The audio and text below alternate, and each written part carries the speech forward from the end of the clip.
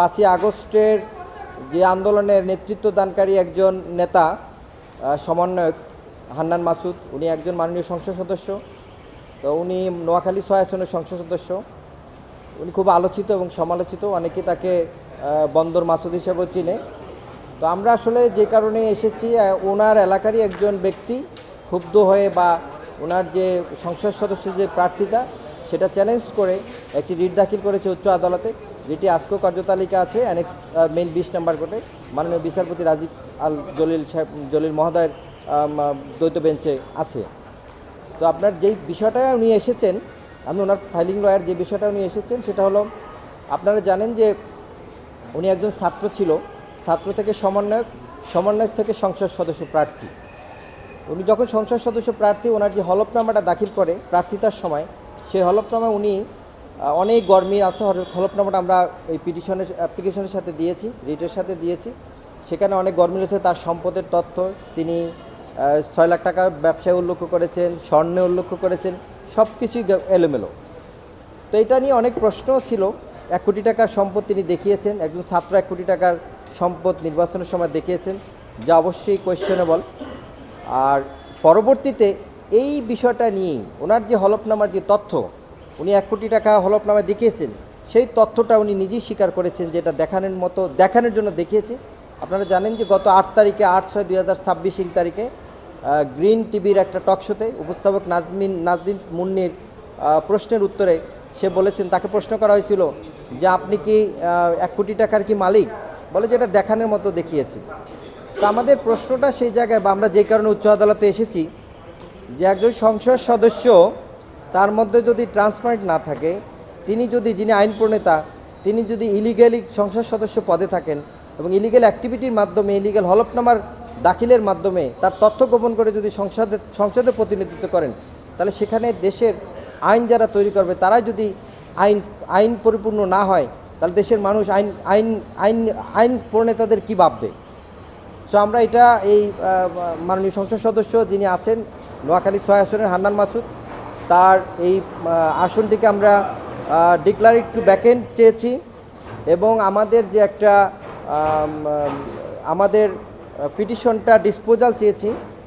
আমরা পিটিশন দিয়ে আসছি যে সে যা বলেছে, হলফনামা যা বলেছে, এই মর্মে একটা পিটিশন দিয়েছে। আপনারা ইতিমধ্যে পিটিশনটা পেয়েছেন। তো আমরা এটা ডিসপোজালও চেয়েছি এবং একটি রুল চেয়েছি যে কেন তার সংসদ সদস্য পদ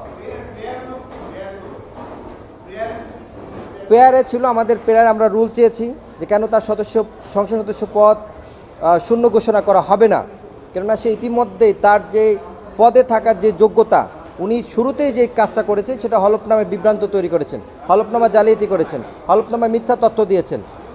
তার যদি 1 কোটি টাকার প্রপার্টি না থাকে, সে কেন দিয়েছেন সে নিজেই স্বীকার করলো। আবার সে কোথা থেকে 1 কোটি টাকার প্রপার্টি তার আসলো, এটা একটা তদন্তের বিষয়, ইনভেস্টিগেশন হতে পারে। পরবর্তীতে আমরা চাইতেই পারি, আমরা সেটাও চেয়েছি, সেই মর্মে একটা রুল চেয়েছি। এবং আমরা ডিরেকশন চেয়েছি টু ডিক্লেয়ার দ্য ভ্যাকেন্ট। এই আসনটাকে শূন্য ঘোষণার জন্য আমরা একটা ডিক্লারেশন চেয়েছি। এবং সর্বশেষ আমরা আরেকটা প্রেয়ার চেয়েছি, সেটা হলো ডিরেকশন টু ডিসপোজ। আমাদের যে পিটিশনটা ছিল ইলেকশন কমিশনে, সেই পিটিশনটা ডিসপোজাল চেয়েছি। নির্বাচিত হয়েছেন 6 মাস হয়েছে। হ্যাঁ, যখন ভোট গ্রহণের আগে তার হলফনামা তো নিশ্চয়ই তিনি দিয়েছিলেন এবং সেটি নির্বাচন কমিশনের ওয়েবসাইটে সবার জন্য উন্মুক্ত ছিল। তখন কেন এই প্রশ্নটা আসলো না, আর এতদিন পরে সে রিটটা করা হলো? আরেকটা প্রশ্ন, যে তাহলে আপনারা স্পেসিফিক কোনো বের করতে পেরেছেন কিনা যে তার এতটুকু সম্পদ রয়েছে কিন্তু তিনি দিয়েছেন এটা? স্পেসিফিক কোনো কিছু বের করার কোনো দরখাস্তকারীর কাজ না, কোনো দেশের নাগরিকের কাজ না। স্পেসিফিক তার পক্ষে কোনো কিছু বের করার দায়িত্ব দেশের আইনশৃঙ্খলা বাহিনী আছে, দেশের সরকারি আরও অন্যান্য সংস্থা আছে। এটা আমাদের কোনো দায়িত্ব না, আমাদের কোনো কাজ না। আমরা যখন জানতে পেরেছি, আমরা আগে কেন আসি নাই সে প্রশ্ন আপনি করেছেন। আগে এই কারণেই আমরা আসতে পারি নাই, কারণ আগে আমরা তার তথ্যটা, আমরা নাগরিক হিসেবে, আমার যে পিটিশনার, সে অত তথ্য নাও জানতে পারে। সে যখন জানতে পারছে, তার নিজের মুখের স্বীকারোক্তিতে সে জানতে পেরেছেন, কেন সে নিজেই স্বীকারোক্তি দিয়েছেন যে এই যে এটা আপনার যে তার 1 কোটি টাকা, সেটা তার দেখানোর জন্য দেখিয়েছেন। তখন এটা নিয়ে যখন আলোচনা সমালোচনা, সে তখন তার হলফনামা বের করেছে। বের করবার দেখলো যে হলফনামা যে যার 1 কোটি টাকার যে তথ্য, সেটাও অনেক গরমিল আছে, কারণ তার এত টাকার সম্পত্তি একজন ছাত্র মানুষের কোথা থেকে আসবে, সেটা একটা কোয়েশ্চেনেবল ফ্যাক্ট। সেই সূত্রে সকল কিছু মিলিয়ে সে এখন আসছে। আর যেহেতু সে, আপনি বললেন যে 6 মাস পরে, কেন 6 মাস না, 6 বছর পরে, 10 বছর পরেও এটার কোনো লিমিটেশন নাই, তামাদিনে এসে আসতেই পারে। এটা আজকেই শুনানি হওয়ার সম্ভাবনা আছে।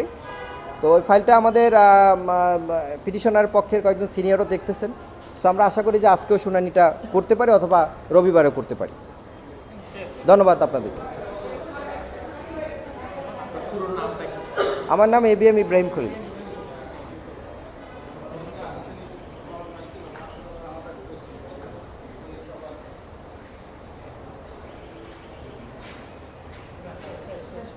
শেষ।